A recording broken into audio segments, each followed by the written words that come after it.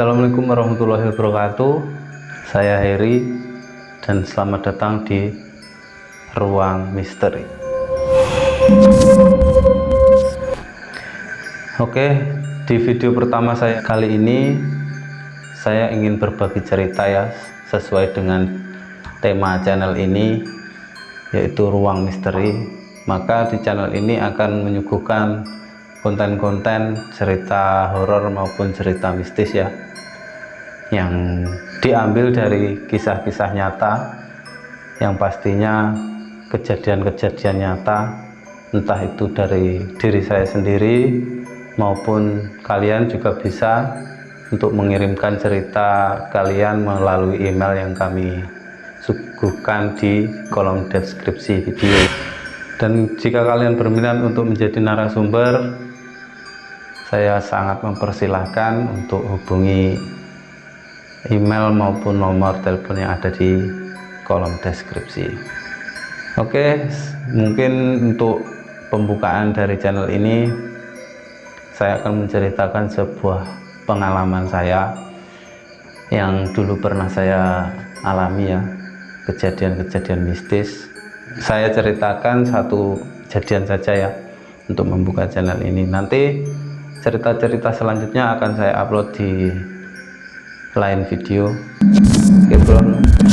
Oke, sebelum lanjut ke ceritanya, jangan lupa tombol subscribe dipadamkan dan intro dulu.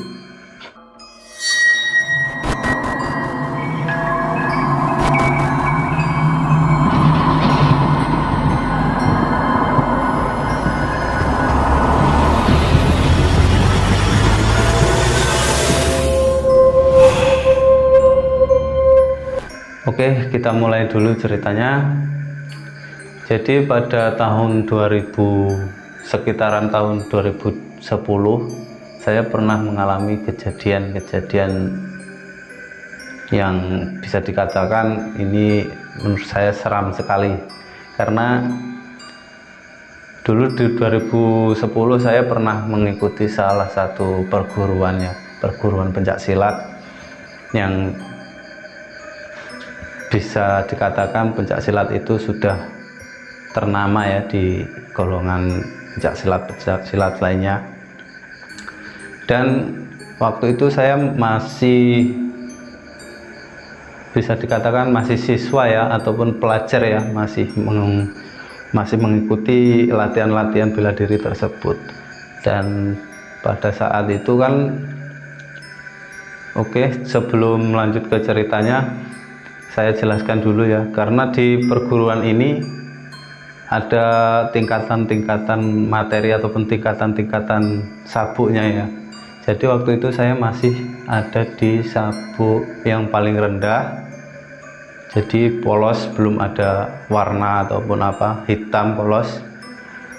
Jadi waktu itu saya latihan masih 1 minggu 2 kali pertemuan.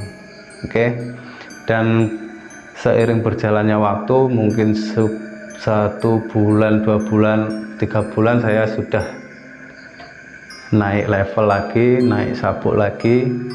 Dan di waktu sabuk saya sudah di tingkat 3 ya, sabuk ke tingkatan 3, maksudnya belum jadi pelatih ataupun pelatih bela dirinya belum ya, masih di siswa ataupun masih di pelajar, tapi di tahap yang nomor 3 begitu. Oke, pada saat itu kan semakin banyak materi yang diberikan ataupun pelatihan-pelatihan yang diberikan, otomatis kita pulang semakin larut malam. Nah, jadi saya latihan itu berangkat pukul 7 malam ya, 7 malam, sekitar habis isya lah, habis isya berangkat dari sana. Latihan sampai beberapa materi yang diberikan sudah kami latih, dan waktu pulang itu sampai larut malam, bro, mungkin sampai jam 2:30 pagi ya, dini hari, jam 2:30-an itu. Nah, di sini adalah awal mula saya pernah melihat sesuatu sosok bro, yang menurut saya sangat menyeramkan. Dan itu kita waktu itu pulang dari latihan, habis itu kita kan melewati sebuah tikungan. Di tikungan itu ada, setelah tikungan ada satu buah pertigaan. Jadi ini tikungan, di sini ada pertigaan, dan di sebelah sini ada jembatan ataupun aliran sungai ya, ada jembatannya.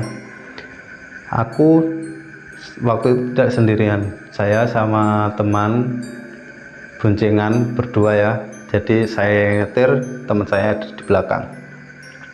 Waktu saya lewat di tikungan tersebut, saya kalau malam hari kan sorot lampu kan jauh kan, tidak ada lampu, dan itu posisinya ada di persawahan bro.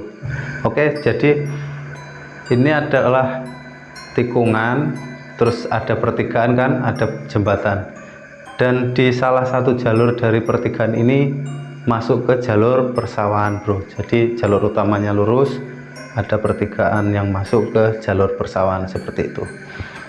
Nah, waktu saya lewat di tikungan ini, dari sorot lampu yang saya gunakan, motor yang saya gunakan, saya melihat satu orang yang ada di jalan persawahan ini bro. Merinding saya bro. Saya melihat satu orang, satu sosok yang melintas di jalan menuju persawahan ini, tapi arahnya ke jalan raya, jalan besar ya, jalan poros besar. Jadi saya lewat, dan saya sempat bertanya di situ sama teman saya yang ada di belakang, bro, itu apa ya bro? Kalau di sini saya menggunakan bahasa Jawa ya dengan teman saya, karena saya berasal dari Jawa Timur. Dan waktu saya bertanya, bro, kayak sopo yo, seperti itu siapa ya? Dan teman saya nggak menjawab, dia hanya mungkin orang pulang mancing seperti itu, mungkin orang balik mancing seperti itu, dia jawab. Tapi dia mengabaikan, dia mungkin tidak lihat. Dan setelah saya melewati tikungan ini dan lebih dekat dari pertigaan, semakin mendekat dari pertigaan, orang tersebut juga mendekat ke pertigaan. Jadi orang yang saya lihat dari persawahan tadi juga mendekat di pertigaan itu. Semakin saya mendekat di pertigaan, saya tepat ada di pertigaan, dia juga tepat di situ. Dan di situ bro, apa yang saya lihat membuat badan saya semakin lemas bro. Di situ. Dan itu anehnya, yang lihat bukan saya saja, tapi teman yang di belakang juga ikut lihat bro. Jadi setelah saya melihat di situ ya, ada sosok orang bertubuh lengkap seperti ini, tapi tanpa kepala bro. Dan kepalanya ini ditenteng bro, ditenteng pakai tangannya sendiri bro. Jadi begini ya, kalau dia keluar dari jalan persawahan tadi, saya yang dari sini, jalurnya itu sama-sama ke sana. Jadi dia tidak ke sini ataupun melawan arah dengan saya, enggak, satu arah dengan saya, dengan kami ya, yang saya juga dengan teman saya. Jadi saya sangat jelas melihat sosok penampakan ini bro. Nah, karena saking penasarannya, saya tidak percaya ataupun saya halu ya, ataupun ngigo ataupun apa itu namanya, karena saya habis pulang latihan, badan capek ya kan, lemes juga, terus melihat satu buah kejadian seperti itu, satu buah penampakan seperti itu. Nah, di sini aku tanya sama temanku, bro, kamu lihat gak? Aku kan gitu, bro, kamu lihat gak? Hus, jangan ngomong, goblok gitu. Saya digoblok-goblokin sama teman saya ini, karena dia pun lihat tapi dia tidak berani bicara, takutnya kalau dia mengeluarkan suara maka si sosok ini akan mengejar kita gitu bro katanya. Tapi setelah saya mengeluarkan suara, saya tanya kepada teman saya, bro itu kamu lihat gak gitu kan.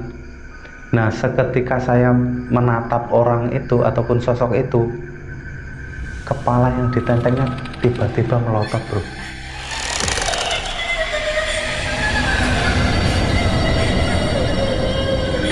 Melotot ke arah kanan. Merinding gak tuh? Dan seketika itu juga kami langsung tancap gas bro, menggunakan motor itu waktu itu masih menggunakan motor Jupiter ya, dan Jupiter itu masih butut sekali, dan jalan yang kita lewati juga sangat jalan pedesaan bro, maklum, jadi banyak jalan yang masih berlubang. Dan ketika kita sudah tancap gas, kita pun masih penasaran dengan sosok tersebut. Jadi kan satu arah nih, dia keluar dari sawah, kita ke jalur utama lurus.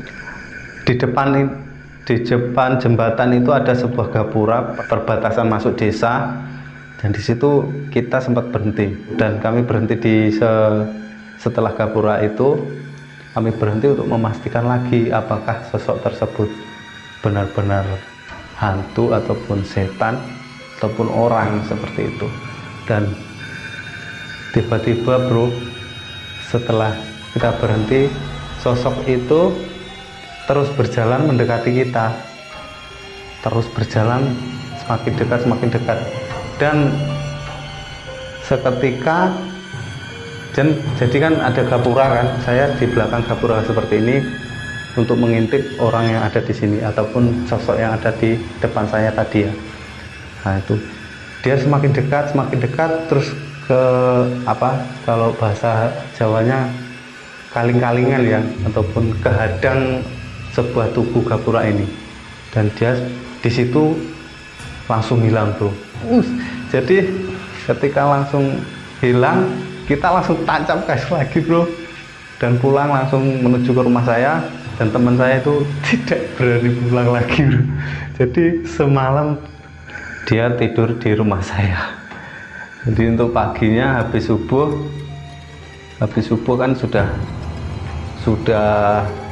mulai terang, jadi dia pulang sendiri. Itu menurut saya cerita yang paling seram ya yang pernah saya alami. Dan katanya setelah saya gali ceritanya, maksud saya ceritakan kepada orang-orang yang ada di sekitaran, karena di situ kan area persawahan, dan saya juga kenal karena di sini masih wilayah desa saya cari tahu tentang apa yang sebenarnya terjadi dahulunya di sini. Dan salah satu orang tua ya di sini saya tanyakan bahwa di sini memang dulu ada terjadi kecelakaan. Ya begitulah, tidak tahu itu orang mana, mungkin orang ya itu tadi, karena transportasi masih sangat jarang ya. Jadi orang luar desa masuk ke desa kami itu banyak orang jalan kaki, apalagi kalau bulan 1 Suro ya, karena di desa saya ini banyak sekali ritual-ritual untuk larungan sesaji di malam 1 Suro ini bro. Oke, untuk cerita-cerita selanjutnya bisa kalian tonton di video selanjutnya ya. Jangan lupa like, komen, dan juga subscribe channel ini, bantu channel ini agar terus berkembang. Karena berkat dukungan kalian, saya akan lebih semangat lagi untuk membacakan cerita maupun menceritakan sebuah kejadian-kejadian yang pernah saya alami. Oke bro, masih banyak kejadian-kejadian yang saya pernah alami ya. Seperti nanti saya juga akan ceritakan Pasetran Gondomayit, kisah Pasetran Gondomayit, ataupun kisah misteri yang saya pas ada di Kalimantan ya, itu lebih menyeramkan lagi. Oke bro, mungkin cukup sampai di sini dulu videonya ya. Jangan lupa subscribe channel ini agar kalian bisa dapat info terbaru jika channel ini ada video terbaru bro. Masih belibet ya bro, karena mohon maaf video pertama. Oke, terima kasih sudah menonton, dan jangan lupa kalau kalian mempunyai cerita horor, kalian bisa tulis dan kirimkan ke email yang ada di kolom deskripsi video. Oke bro, salam mistis di ruang misteri.